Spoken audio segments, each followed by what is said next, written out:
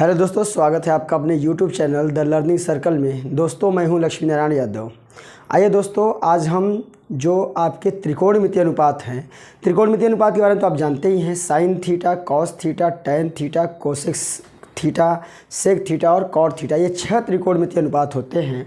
और 6 त्रिकोणमितीय अनुपात की जो टेबल बनती है, उसके कोणों को ज्ञात करने की जो टेबल बनती है, तो उसके बारे में मैं आज आपको टेबल, ये सारी कैसे बनाई जाती है, इसके बारे में आपको छोटा सा ट्रिक और उसके माध्यम से सारी की सारी जो आपकी ये टेबल दिख रही है बोर्ड के ऊपर, जो पूरा आपको ये सारणी दिख रहा है, ये सारा सारणी हम कंप्लीट करते हैं। क्योंकि जो बच्चे हैं, बहुत सारे स्टूडेंट हैं जिनको याद करने की बहुत मेहनत करनी पड़ती है, याद करने में, और जो है लोग रट्टा मारते हैं और रट्टा मारते समय वो क्या होते हैं, भूल जाते हैं। तो आप वीडियो के एंड तक हमसे बने रहिए और देखिए, आज हम आपको ये बहुत ही अच्छा जो है ट्रिक लेकर, और बहुत ही अच्छा टॉपिक है ये, आज हम आपको करके दिखाते हैं। तो आइए यहाँ पर बोर्ड पे देखिए, 0 अंश, 30 अंश, 45 अंश, 60 अंश और 90 अंश, ये 5 जो हमारे त्रिकोणमितीय अनुपातों के जो एंगल निकालने होते हैं, जैसे साइन 0 अंश का मान क्या होगा, साइन 30 अंश का मान क्या होगा,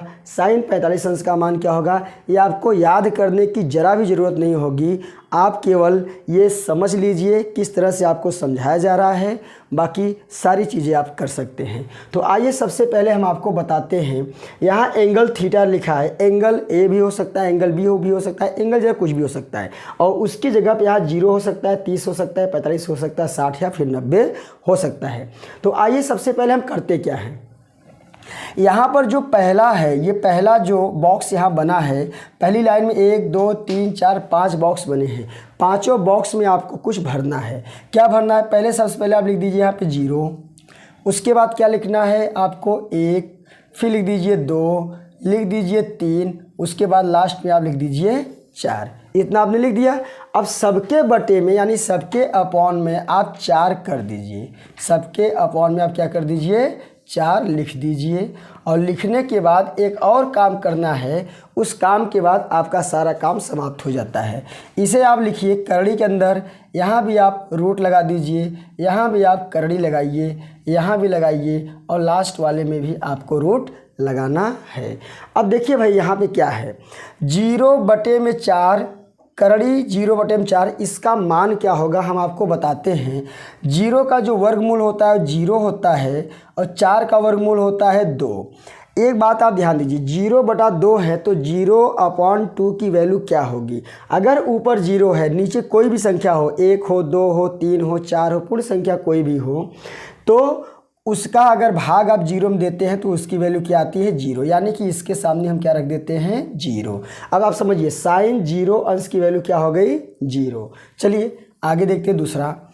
रूट में 1/4 है। आप समझिए, अगर रूट में 1/4 है तो इसको अलग अलग भी आप लिख सकते हैं। √1 अपॉन में √4 लिख दिया हमने।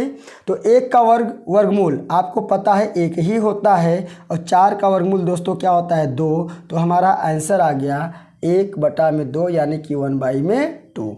आप कह सकते हैं कि साइन 30 अंश का मान 1/2 होता है। आप चेक कर लीजिए, इतना ही होता है। ठीक है, आइए नेक्स्ट वाले में देखिए आप, यहाँ पे ऊपर लिखा है √2, नीचे वाला जो √4 है इसको भी हम बाहर कर देते हैं। आप समझिए, √2 यानी कि करड़ी में 2 ऊपर हो जाता है, और करड़ी में 2 का वर्गमूल तो निकलता है, लेकिन वो परफेक्ट नंबर नहीं निकलता, इसलिए हम उसका निकालेंगे नहीं।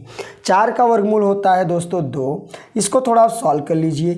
क्या सॉल्व करेंगे, ऊपर √2 है, 2 को अगर करड़ी के रूप में लिखना होता है तो करड़ी में 2 गुणे करड़ी में 2 होता है, आप जानते होंगे। ऊपर बचा 1 यानी 1/करड़ी में 2 हो गया। यहाँ आ गया 1/करड़ी में 2। ठीक है, आइए लास्ट 60 अंश वाला हम देखते हैं। यहाँ पे है करड़ी में 3 बटा में करड़ी में 4। इसको करड़ी को हम अलग अलग ऊपर नीचे लिख देते हैं। ठीक है, तो करड़ी में 3 का करड़ी में 3 ही रहने दीजिए, और 4 का वर्गमूल होता है 2, यानी इसको हम लिख सकते हैं √3 अपॉन में 2। अब समझिए आप, साइन 60 अंश की वैल्यू हो जाती है √3/2। 2। अब आते हैं इसे देखो, 4 से 4 काट देंगे, 1 आएगा और 1 का वर्गमूल क्या होगा 1। तो देखिए आपका यहाँ पे साइन का तो बन गया। अब आप पूछेंगे साइन का बन गया तो कॉस का कैसे बनेगा। कॉस का बहुत सिंपल है। अगर आपको साइन का टेबल आप बना लेते हैं, साइन के सारे वैल्यू आप लिख लेते हैं, तो कॉस का लिखने के लिए कुछ करना नहीं है। ये यहाँ से हम 0 से आगे बढ़े 1 तक। अभी कॉस का जब लिखना होगा तो साइन का जो लास्ट वाला होगा इसका पहला बना दीजिए। ये जो है इसको आप यहाँ पे लिख दीजिए और इसके नीचे तो यही आएगा। आप चेक कर लीजिए, साइन 45 और कॉस 45 दोनों की वैल्यू 1/√2 होती है। अब 1/2 को हम यहाँ लिख देते हैं और 0 को हम यहाँ लिख देते हैं। इस तरह से हमारा साइन और कॉस पूरी तरह से हो गया। अब आइए दोस्तों हम चलते हैं tan की बात करते हैं। देखिए एक चीज़ आप जानते हैं, एक सर्वसमीका आप जानते होंगे कि जो tan थीटा बराबर होता है उसका मान होता है sin थीटा अपॉन में cos थीटा। ये तो बात आपको समझ में आती होगी। तो आप देखिए, तो sin theta upon cos theta करते हैं। देखो ये tan की वैल्यू निकालते हैं, sin अपॉन cos। देखो साथ में कोई बात नहीं, 0 अपॉन में 1। अगर 0 अपॉन में 1 है, हमने क्या बोला, ऊपर अगर 0 है, नीचे अगर 1 2 3 4 5 है तो इसकी वैल्यू 0 ही आती है। इसका मतलब tan 0 की वैल्यू 0 आ जाएगी। ठीक है, अब इसको देखते हैं। इसके अपॉन में इसको लिखना है। कैसे लिखेंगे आप देखिए, 1/2 यहाँ है ऊपर और इसके नीचे है करड़ी में 3/2। 2 से 2 कट गया, 1/3 आ गया। इसका मतलब यहाँ पे हम 1/3 यानी 1/√3 हम लिख सकते हैं। आगे चलिए, 1/√2 अपॉन 1/√2 कट के 1 बचेगा। देखिए 1/√2 अपॉन 1/√2 क्या होता है, दूसरे को चौथे से काटा जाता है, 1/1 आता है। 1/1 का मान कितना होता है, 1 ही होता है। तो tan 45 की वैल्यू कितनी हो जाती है, 1 हो जाती है। यहाँ पे देखिए रूट में 3/2 हमने क्या बोला है कि tan का जो मान होता है वो साइन अपॉन में कॉस होता है। तो साइन ऊपर है कॉस नीचे, तो इसके अपॉन इसको कर दीजिए तो हो जाएगा आपका √3/2। इसके अपॉन में 1/2, 2 से 2 कट गया, बचा √3/1। अगर नीचे 1 है तो इसकी कोई वैल्यू होती नहीं है, तो हो गया यहाँ पे हमारा रूट में 3।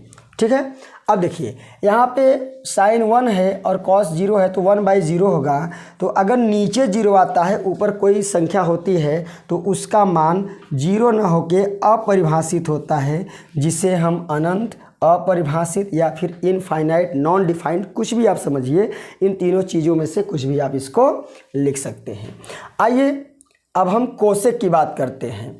देखिए सर्व समीकरणों में भी आपने पढ़ा होगा कि जो साइन थीटा होता है यानी जो कोसेक थीटा होता है वो साइन का उल्टा होता है और साइन जो होता है वो कोसेक का उल्टा होता है। ठीक है, तो यहाँ पे कोसेक लिखना है तो साइन का उल्टा क्या होगा, कोसेक होता है। कॉस का उल्टा क्या होता है, सेक होता है। और tan का उल्टा क्या होता है फ्रेंड, कॉट होता है।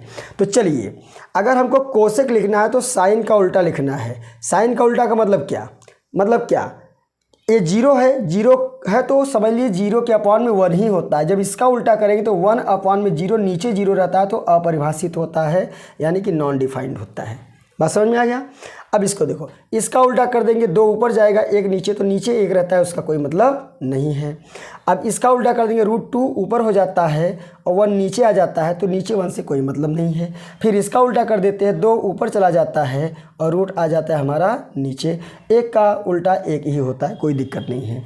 आइए कॉस और सेक की बात करते हैं। कॉस का उल्टा सेक होता है, ठीक है ना, सेक का उल्टा कॉस होता है। तो कॉस वाले को उल्टा कर दिए, 1/1 का मतलब 1 ही होगा, 1 है तो 1 ही होगा।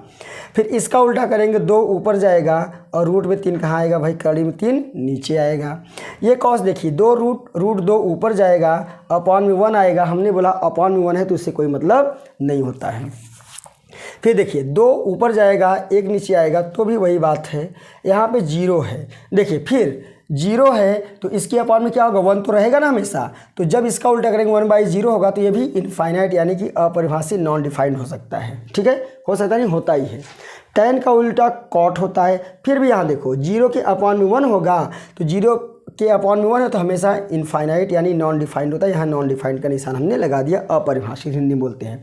2 का उल्टा क्या हो जाएगा, सॉरी tan का कर रहे हैं, तो इसका ये हो गया। तो 1/√3 है तो √3 ऊपर जाएगा, 1 नीचे आएगा, नीचे 1 है तो कोई मतलब नहीं, 1 का 1 ही होगा। इसका 1/√3 होगा, √3 होगा। और अपरिभाषित है उसका क्या होता है, जीरो होता है। तो दोस्तों देखिए, न तो इसमें कोई याद करना है, न तो इसमें कोई आपको रट्टा मारना है, एकदम बेसिक सा बस केवल ये चीज़ जान लीजिए और थोड़ी बहुत ये तो आपको पता ही रहेगा। इस हिसाब से आप ये जो है त्रिकोणमितीय अनुपातों के जो भी एंगल्स फाइंड करने होते हैं, जो भी कोणों के मान ज्ञात करने होते हैं, आप इस विधि से बड़ी आसानी से हल कर सकते हैं। तो दोस्तों आज का मेरा ये वीडियो आपको कैसा लगा है? अगर आपको अच्छा लगा होगा तो कमेंट बॉक्स में एक प्यारा सा मैसेज आप कर दीजिएगा, प्यारा सा कमेंट कर दीजिएगा और इसे जो है दूर दूर तक अपने दोस्तों में भी आप शेयर करिए। और अगर आप हमारे चैनल पर नए हैं तो चैनल को सब्सक्राइब करना न भूलें। अगले वीडियो में हम ऐसे ही कुछ चटपटे जो है फार्मूले और ट्रिक्स और हल करने के तमाम प्रकार के क्वेश्चंस लेकर आते रहेंगे। तब तक के लिए जय हिंद, बाय।